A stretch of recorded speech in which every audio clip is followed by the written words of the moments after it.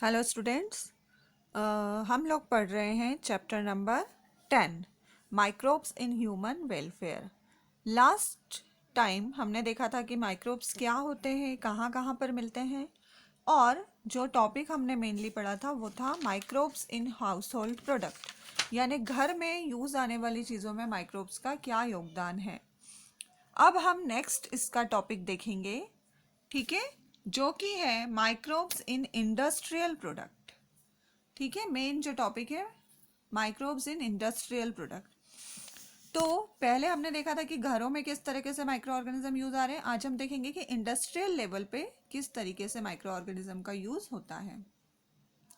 Production on an industrial scale require growing microbes in very large vessel called fermenters, यानी बहुत ज़्यादा मात्रा में यहाँ पर हमको माइक्रो ऑर्गेनिज्म चाहिए होते हैं। तो जो वेसल बर्तन का यूज़ किया जाता है उसे हम कहते हैं फर्मेंटर्स। ठीक है, fermentation activity of microbes is also used in industries to produce many useful product for mankind, यानी बहुत सारे यूजफुल प्रोडक्ट हमको इंडस्ट्रीज से भी मिलते हैं जिनमें माइक्रोब्स का यूज़ किया जाता है।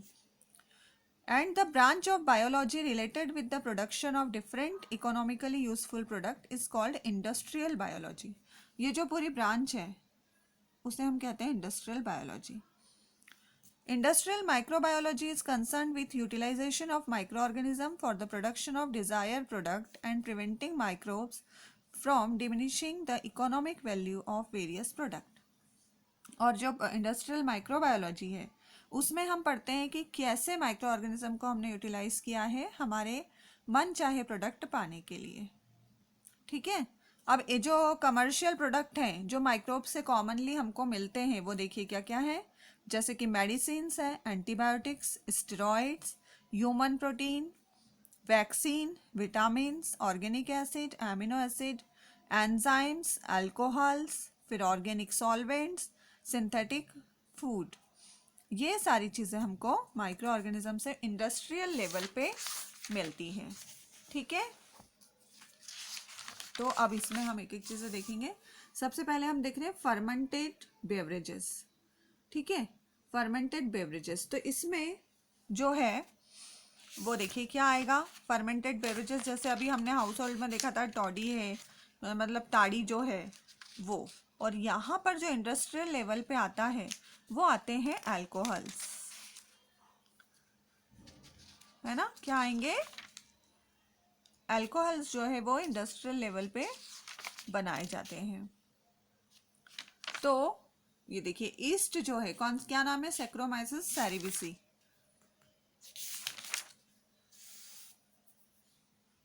ये सैक्रोमाइसिस सेरेविसी, तो ये ब्रेड मेकिंग के लिए यूज होता है और इसे ब्रेकर्स ईस्ट कहा जाता है।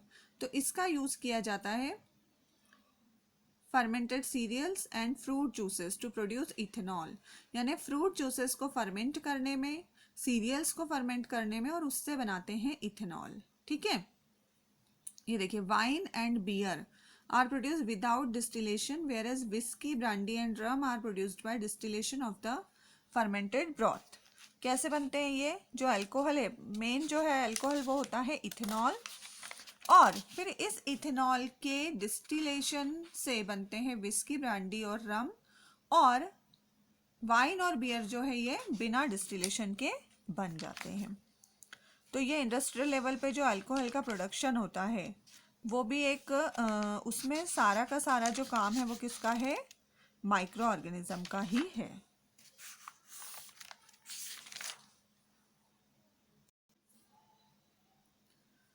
देखिए ये फर्मेंटेड बेवरेजेस, तो जितने भी अल्कोहलिक बेवरेजेस हैं वो कैसे बनते हैं, formed by fermenting malt and fruit juices by brewers yeast, Saccharomyces cerevisiae.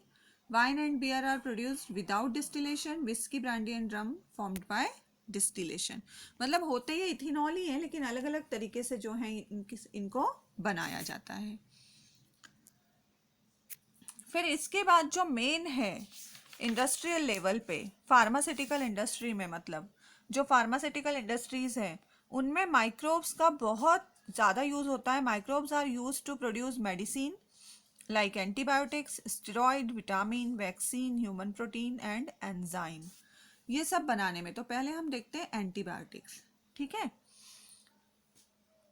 Antibiotic production.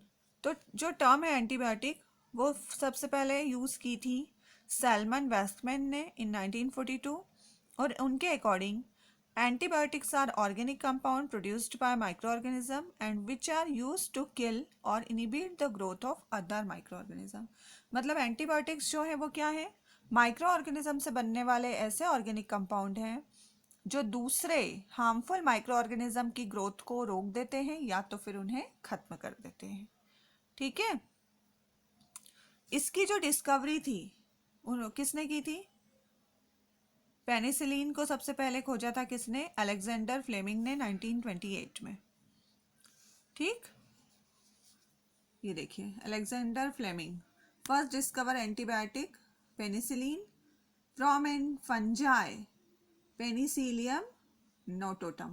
किससे खोजा था उन्होंने, पेनिसिलियम नोटोटम, जो कि एक फंगस थी, उससे उन्होंने पहला एंटीबायोटिक जो है वो बनाया था। And it is one of the best and oldest method for production of antibiotic penicillin is by bringing about fermentation using a strain of Penicillium notatum और Penicillium chrysogenum in a culture medium। क्या करते हैं ये old और सबसे best method है कि इनको कल्चर मीडियम में पहले ग्रो करके और फिर उनको क्या किया जाता है, फर्मेंट किया जाता है। During the process of fermentation vigorous agitation and aeration is essential, otherwise the yield is poor. मतलब क्या चाहिए उनको, एरेशन, मतलब प्रॉपर एयर चाहिए, और उसी के कारण जब ये सब मिलेगा तभी उनका जो फर्मेंटेशन है वो प्रॉपर हो पाता है, ठीक है। तो ये देखिए पेनिसिलिन जो है वो मिलता है पेनिसिलियम नोटेटम से, और इसका बहुत सारी बैक्टीरियल डिसीज में एंटीबायोटिक के रूप में यूज किया जाता है। फिर ऐसे ही जो स्ट्रेप्टोकाइनेज है वो मिलता है किससे, स्ट्रेप्टोकॉकस बैक्टीरिया से, और it is used as a clot buster for removing clots from the blood vessel of patient who have undergone myocardial infarction. मतलब क्लॉट को डिसॉल्व करने के लिए, जिनके ब्लड वेसल में यदि ब्लड का क्लॉट बन गया है तो उनको क्या दिया जाता है, स्ट्रेप्टोकाइनेज एंटीबायोटिक, और ये क्या काम करता है, क्लॉट बस्टर का काम करता है। जितने भी जो हार्ट वाले पेशेंट्स होते हैं जिनमें कि क्लॉटिंग की वजह से उनको प्रॉब्लम होती है, तो उनको ये एंटीबायोटिक जो है वो दी जाती है, ठीक है। फिर इसके अलावा देखिए जितने भी एंटीबायोटिक्स होते हैं तो उनकी प्रॉपर्टीज क्या होनी चाहिए, एक गुड एंटीबायोटिक की जो प्रॉपर्टी वो क्या होनी चाहिए, it should be broad spectrum, मतलब able to destroy all the strain of pathogen, मतलब कोई भी हार्मफुल बैक्टीरिया आए, उसका कोई भी स्ट्रेन आए, उनको वो डिस्ट्रॉय कर पाए। It should not have any side effect, हमारे ऊपर कोई साइड इफेक्ट उसका नहीं होना चाहिए। It should check the development of resistant strain of pathogenic organism, यानी ऐसा होना चाहिए कि वो पैथोजेनिक जो ऑर्गेनिज्म है बाहर से जो आ रहा है वो अपना उसके प्रति रेजिस्टेंस ना बना पाए। They should kill the pathogen by disrupting a vital link in the metabolism of pathogenic micro organism, उनके वाइटल लिंक को डिस्टर्ब करके वो उनको किल कर दे। The action of antibiotic should be specific on pathogen, यानी हर पैथोजन के लिए एंटीबायोटिक का जो एक्शन है वो स्पेसिफिक होना चाहिए, ठीक है, यानी पर्टिकुलर पैथोजन के लिए पर्टिकुलर एंटीबायोटिक। अब हमको एंटीबायोटिक के सोर्सेज देखिए क्या क्या है, कहाँ से मिलते हैं। माइक्रो ऑर्गेनिज्म जो है इनके मेन सोर्स है। More than 7,000 antibiotics are known today, मतलब आज की तारीख में हमारे पास 7,000 से ज़्यादा एंटीबायोटिक्स हैं। This antibiotics are produced from 3 group of, ये हमको 3 माइक्रो ऑर्गेनिज्म के ग्रुप से मिलती है। पहला है यू बैक्टीरिया जिसे हम ट्रू बैक्टीरिया कहते हैं, फिर एक्टिनोबैक्टीरिया यानी फिलामेंटस बैक्टीरिया, और तीसरा है फंगस, फंजाई, ठीक। देखिए जैसे मैं आपको कुछ एग्जांपल बता रही हूँ, जैसे हम जो है नॉर्मल एंटीबायोटिक जो यूज़ करते हैं, जैसे कि है इरिथ्रोमाइसिन, तो ये हमको मिलता है स्ट्रेप्टोमाइसस ऑरिफेशियस से, और ये क्या करता है, प्रोटीन सिंथेसिस को रोक देता है बैक्टीरिया में, जिससे कि उनकी ग्रोथ जो है बंद हो जाती है बॉडी में। ऐसे टेट्रासाइक्लिन ये मिलता है स्ट्रेप्टोमाइसिस रिमोसस, ये भी प्रोटीन सिंथेसिस को रोक देते हैं। फिर नोवोबियोसिन ये मिलता है स्ट्रेप्टोकॉकस निवेस, ये करते हैं इनहिबिट डीएनए पॉलीमराइजेशन को रोक देते हैं ये बैक्टीरिया में, जिससे उनकी ग्रोथ जो है वो रुक जाती है। ऐसे ही पेनिसिलिन पेनिसिलियम नोटेटम से इनहिबिट सेल वॉल सिंथेसिस, ये सेल वॉल के सिंथेसिस को रोक देते हैं बैक्टीरिया में, जिससे वो अपने आप को प्रोटेक्ट करते हैं सेल वॉल से। और जब वो सेल वॉल ही नहीं रहेगी तो वो ऑटोमेटिक क्या होते हैं, मर जाते हैं। ये देखिए एंटीबायोटिक जो है वो केमिकल सब्सटेंस होते हैं जो माइक्रोब की हेल्प से बनते हैं और दूसरे डिसीज कॉजिंग माइक्रोब्स को ये खत्म कर देते हैं। एंटीबायोटिक बनाने का श्रेय किसे जाता है, अलेक्जेंडर फ्लेमिंग को। सबसे पहले इन्होंने पेनिसिलियम नोटेटम से पेनिसिलिन नाम की एंटीबायोटिक जो है वो बनाई थी। अब एंटीबायोटिक का यूज क्या करते हैं हम, antibiotics are used in treatment of diseases caused by pathogen, बहुत सारी बीमारी बैक्टीरियल डिसीजेस के इलाज के लिए एंटीबायोटिक यूज़ किए जाते हैं। फिर ऐसे ही बहुत सारी प्लांट डिसीजेस जो होती हैं, पौधों की बीमारियां, उनमें भी एंटीबायोटिक का यूज़ किया जाता है। वीडीसाइड के रूप में एंटीबायोटिक का यूज़ किया जाता है। फिर उसके बाद एंटीबायोटिक का यूज़ किया करते हैं to prevent contamination of culture medium में कंटामिनेशन रोकने के लिए। And many antibiotics are used in preservation of edible meat, ठीक है, प्रिजर्वेशन के लिए भी यूज़ करते हैं, जैसे टेट्रामाइसिन है, ऑरियोमाइसिन है। फिर इसके बाद इंडस्ट्रियल लेवल पे बनते हैं chemicals, enzyme and other bioactive molecule, है ना, केमिकल्स बनाने में, एंजाइम्स बनाने में और दूसरे प्रोडक्ट बनाने में। देखिए जैसे एस्परजिलस निगर, तो ये फंगस है, इससे बनता है साइट्रिक एसिड। फिर एसिटोबैक्टर एसिटी बैक्टीरिया है, इससे बनता है एसिटिक एसिड।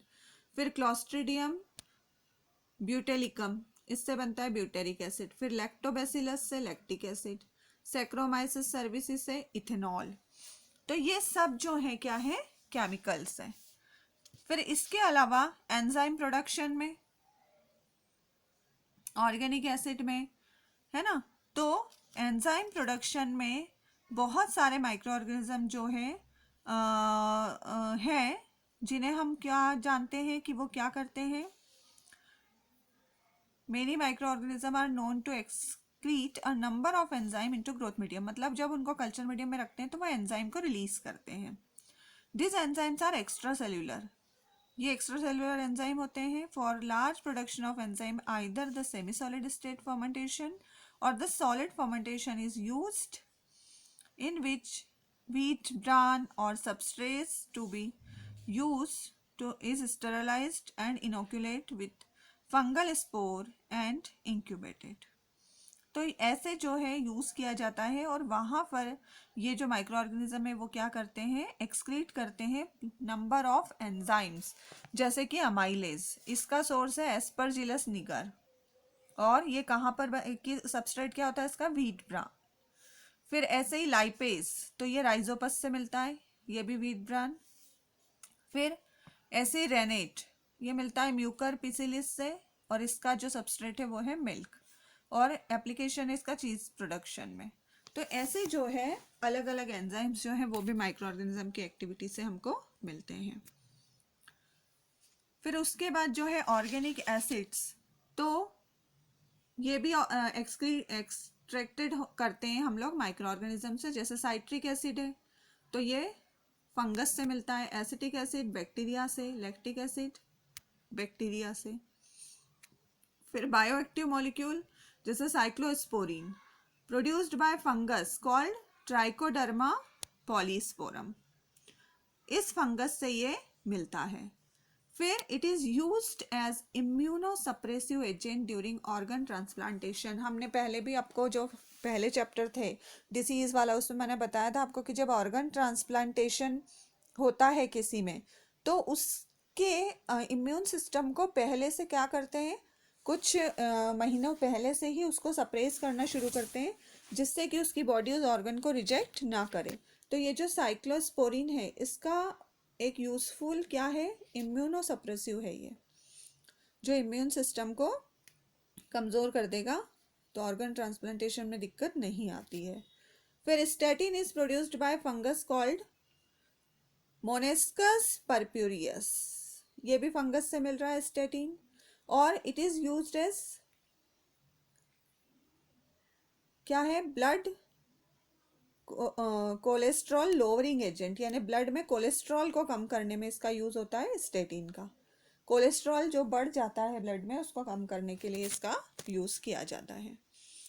फिर बहुत सारे एंजाइम्स जो है lipase used in laundry detergent, फिर pectinase and protease used in bottled juices, streptokinase जो स्ट्रेप्टोकॉकस बैक्टीरियम से मिलता है, यूज्ड एज क्लॉट बस्टर, अभी आपको बताया था रिमूव करने के लिए क्लॉट्स को। फिर ये बायोएक्टिव मॉलिक्यूल जो अभी हमने बताया, साइक्लोस्पोरिन है इम्यूनोसप्रेसिव के रूप में, फिर स्टेटिन है ना, ब्लड कोलेस्ट्रॉल को कम करने में। तो ऐसे ये इंडस्ट्रियल लेवल पे भी बहुत सारे यूजेस है माइक्रो ऑर्गेनिज्म के। ठीक है, इसके अलावा स्टेरॉइड भी बनते हैं। स्टेरॉइड जो है वो होते हैं कॉम्प्लेक्स ऑर्गेनिक कंपाउंड, जिनमें जैसे कि प्रोजेस्ट्रॉन, फिर उसके बाद इनमें भी क्या यूज़ किए जाते हैं माइक्रो ऑर्गेनिज्म, जैसे फंगस यूज़ की जाती है बहुत सारी, राइजोपस निग्रिकेंस, फिर राइजोपस एरिजिकस, फिर बैक्टीरिया जो है साइनोबैक्टीरियम सिंप्लेक्स। तो ये सारी चीज़ें स्टेरॉइड बनाने के लिए भी यूज़ की जाती है। और स्टेरॉइड के यूजेस क्या होते हैं, important therapeutic uses also in treatment of hormonal imbalance, फिर उसके बाद auto immune disease and for organ transplant patient.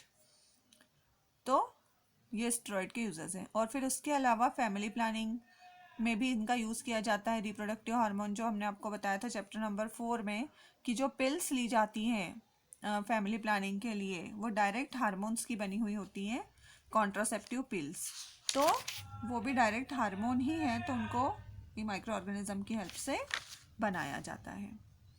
ऐसे विटामिन के प्रोडक्शन, विटामिन भी बहुत सारे जो हैं माइक्रो ऑर्गेनिज्म की हेल्प से बनाए जाते हैं। जैसे विटामिन B2 ये बनता है फंगस से, विटामिन B12 ये बनता है बैक्टीरिया से, बैसिलस बैक्टीरियम। विटामिन C जो है वो एसिटोबैक्टर से बनता है। तो ऐसे अलग अलग विटामिन के प्रोडक्शन भी इंडस्ट्रियल लेवल पे किए जाते हैं। फिर हार्मोन के प्रोडक्शन, तो हार्मोन्स जो है वो केमिकल सब्सटेंस होते हैं, है ना, जो हमारी बॉडी में बनते हैं। लेकिन जब हमको बाहर से ज़रूरत पड़ रही है किसी को, जैसे ह्यूमन इंसुलिन है ना, जिनमें शुगर पेशेंट्स जो होते हैं उनमें इंसुलिन यदि नहीं बन पाता तो उनको बाहर से इंसुलिन दिया जाता है। तो इसके लिए भी माइक्रो ऑर्गेनिज्म का यूज़ जो है वो किया जाता है। ठीक है, और तो ये सब इंडस्ट्रियल लेवल के यूजेस हो जाएंगे। इसके अलावा ग्रोथ हार्मोन्स, बहुत सारे जो ह्यूमन ग्रोथ हार्मोन जिनमें सीक्रेट नहीं हो पाता है पिट्यूटरी से और वो डॉर्फिज्म का शिकार होते हैं, तो उनको ग्रोथ हार्मोन जो है वो दिए जाते हैं। और इसके लिए माइक्रो ऑर्गेनिज्म सूडोमोनास एरियोगिनोसा ये जो है इसका यूज़ किया जाता है। फिर ह्यूमन इंटरफेरॉन, इंटरफेरॉन क्या होते हैं, जो वायरस से लड़ते हैं, बॉडी में बनते हैं इंटरफेरॉन्स वायरस के अगेंस्ट। तो ये भी बहुत सारे हैं, जैसे कॉमन कोल्ड है, हेपेटाइटिस, इसमें इंटरफेरॉन का यूज़ किया जाता है।